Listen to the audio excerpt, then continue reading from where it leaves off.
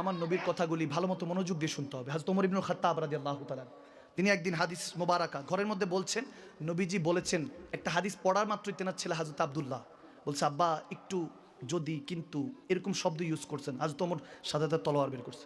আমার নবীর কথা হচ্ছে আবার যদি কিন্তু কেন কি সুবহানাল্লাহ পড়বেন না, তলোয়ার বের করেছেন। আমার নবীর কথা হচ্ছে আবার কেন কিন্তু, এসব কিসের প্রশ্ন? নবী বলেছেন ঈমান হলো নবী যা বলেছেন তাই মানতে হবে। আমি ওমরের ছাদের নিচে তুমি কি বারো ঘর থেকে বের করে দিয়েছে।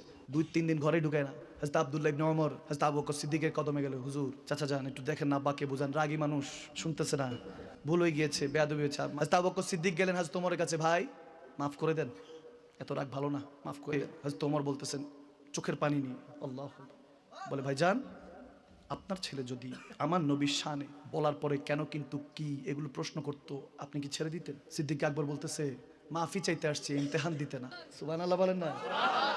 ইয়ারো কা দোস্তি দেখিয়ে বন্ধুত্ব দেখেন, প্রেমটা দেখেন, এগুলো বোঝার চেষ্টা করেন। কি বুঝেন? কিছুই বুঝেন না, প্রেমটা অন্য বিষয়। সিদ্দিক আকবর যখন এটা বলতেছে বলে, আপনি তো তলোয়ার বের করেছেন, আমি তো গরদান উড়াই দিতাম। আরো জোরে পড়ুন না সুবহানাল্লাহ।